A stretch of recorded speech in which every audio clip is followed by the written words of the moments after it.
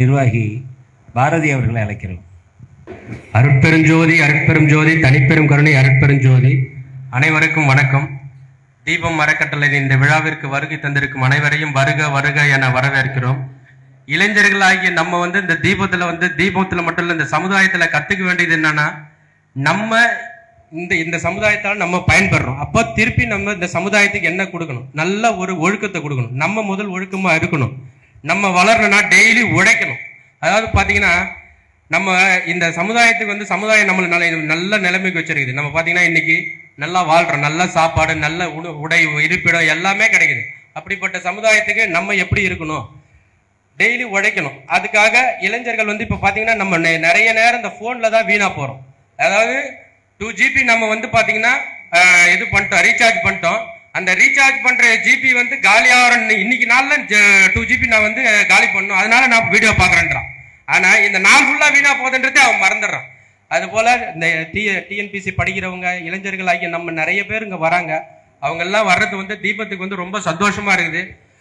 கிராமப்புற இளைஞர்கள் இந்த சென்னையிலேயே இருக்கிறவங்கள நிறைய பேர் இங்க சாப்பாடு சாப்பிட்டு பயன்பெறது ரொம்ப சந்தோஷமா இருக்குது. தீபம் அறக்கட்டளை மூலமா இப்படிப்பட்டவங்க ஒரு சமுதாயத்துல இந்த அறக்கட்டளை மூலமா நான் வளர்ந்தேன், இதனால சாப்பிட்டு வளர்ந்து நான் இன்னைக்கு ஒரு நல்ல நிலைமையில இருக்கிறேன்.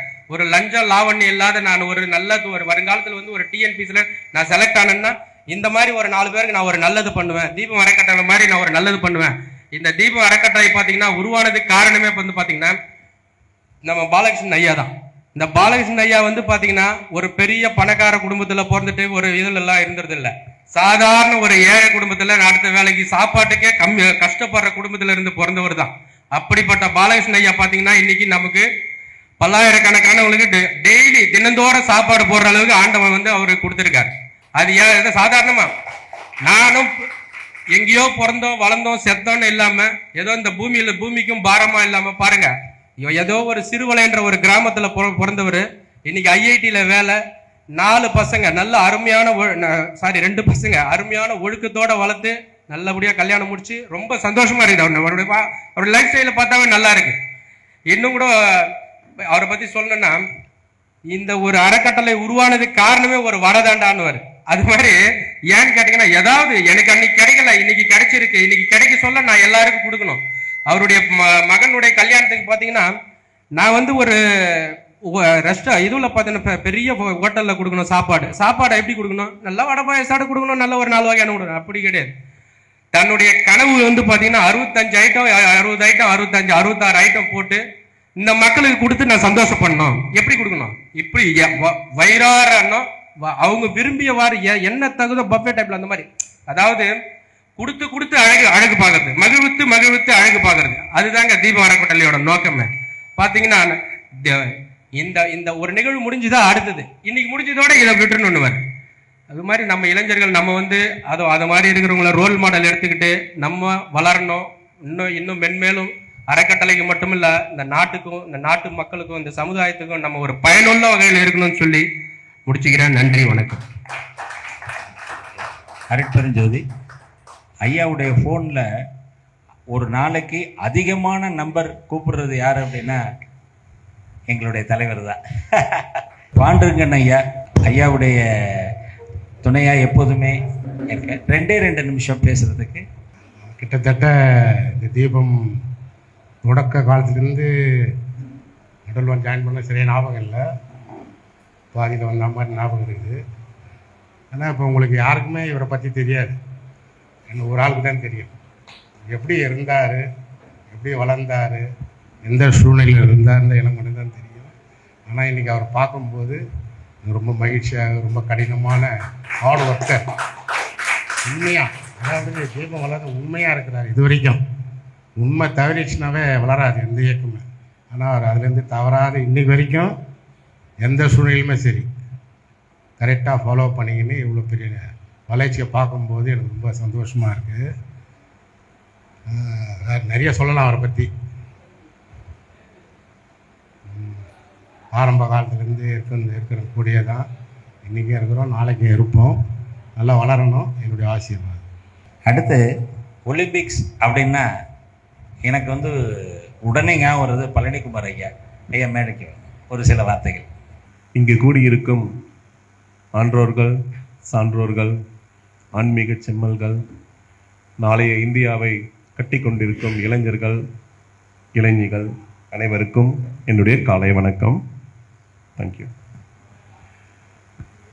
ஐயா வந்து கொஞ்சம் அதிகபட்சமாக ஒலிம்பிக்ன்ற பேரை என்னுடைய பேருக்கு முன்னால் சேர்த்துட்டாரு. பட் நான் இன்னும் அந்த அளவுக்கு தயாராகிட்டு இருக்கேன். இதுக்கு முன்னால் பேசினவங்க எனக்கு ரொம்ப இன்ஸ்பிரேஷனான நிறைய பாயிண்ட்ஸ் கொடுத்தாங்க. உதாரணத்துக்கு ஸ்ரீராம் ஐயா வந்து அருமையான கவிதை வாசித்தார். அந்த கவிதையை இதை புத்தகமாக போட முடிஞ்சா போடுங்க சார், இல்லை நம்மளோட புத்தகத்தில் முன்பக்கத்தில் எங்கேயா கொடுங்க சார். அவருக்கு ஒரு அருமையான ஒரு உத்வேகமாக இருக்கும் சாருக்கும். நிறைய பேர் படிக்கணும். ஏன்னா அப்போ அவர் வாசிக்கும் போது நிறைய பேர் இல்லை. முடிஞ்ச இன்னொரு தடவை வாசிக்கிறதுக்கு வாய்ப்பு கொடுங்க சார். அருமையாக சொன்னார். லாவண்யா, திவ்யா, மன்னிக்கணும், திவ்யா ஒரு வார்த்தை சொன்னாங்க, மனிதனா பிறந்தா ஏதாவது சாதிக்கணும், வினை அப்படின்னு ஒரு வார்த்தை சொன்னாங்க. கரெக்டுங்களா? நல்வினை, அதை செய்யணும். ஓகேங்களா? பசியை போக்கணும் அப்படிங்கிறது நம்ம வள்ளலார் ஐயாவோட லட்சியம். கரெக்டுங்களா? அதை 4% 3% இன்னைக்கு குறைஞ்சிருக்கு. அதை 3 1க்கு கீழே வரணும், இல்லை 0 ஆகணும். அதுக்கு என்ன பண்ணணும்? முன்னேறணும். யார் முன்னேறணும்?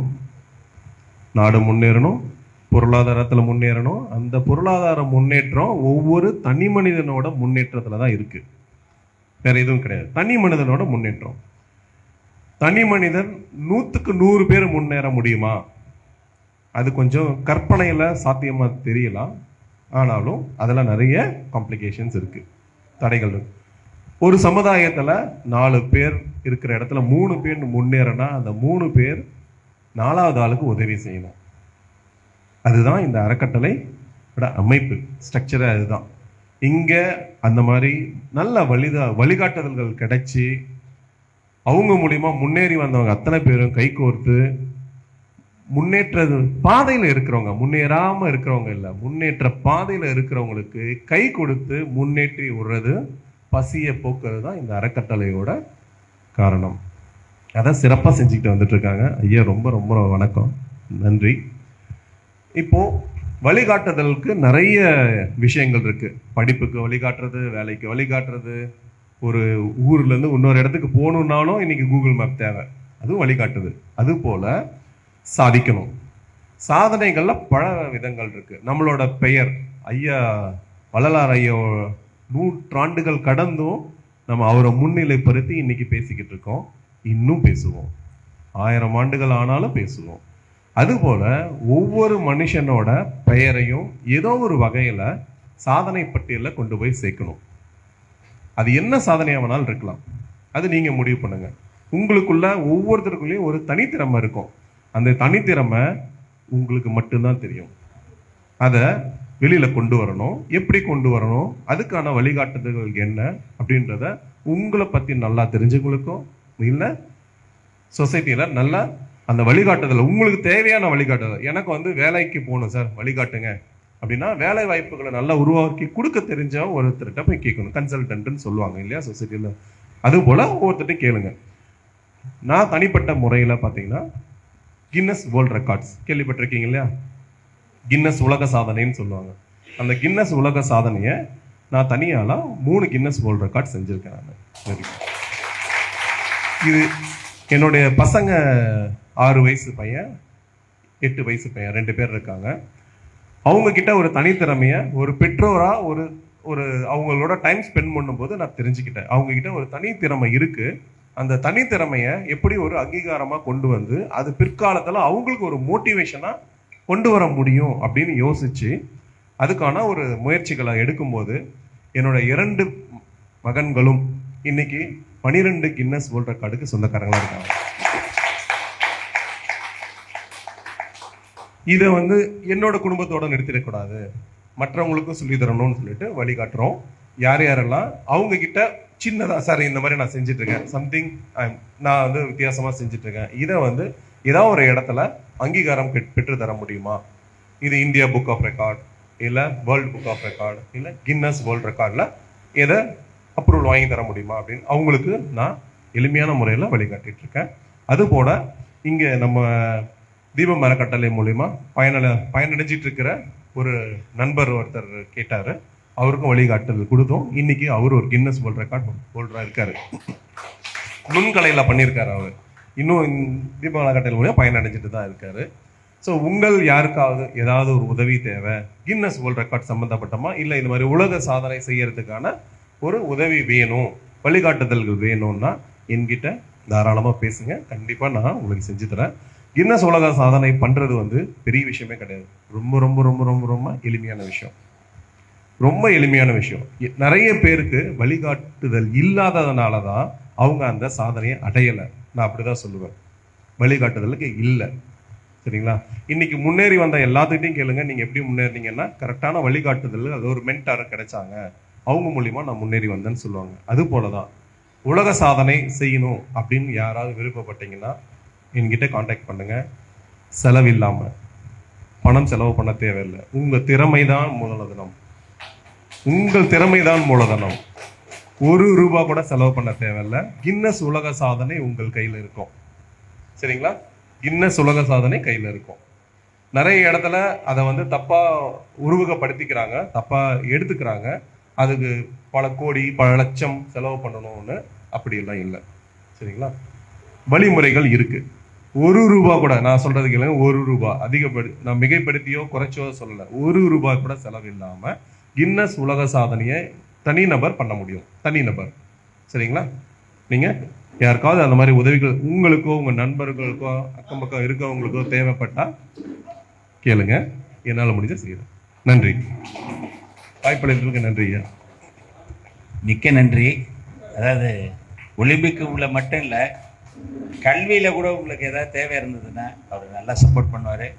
நம்ம ரெகுலராக கிட்டத்தட்ட 14 வருஷமாக 99 லட்ச ரூபா வரைக்கும் இது வரைக்கும் கொடுத்துருக்கோம்.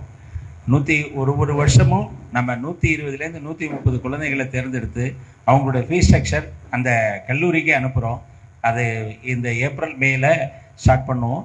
உங்களது ரிலேட்டிவ் யாராக இருந்து அது சிங்கிள் பேரண்ட்டுக்கு நாங்கள் ரொம்ப ப்ளஸ்ஸாக பண்ணி கொடுப்போம். நிறைய விஷயங்கள் அது மாதிரி இருக்குது. நம்ம அடுத்து பார்ப்போம். நன்றிங்க.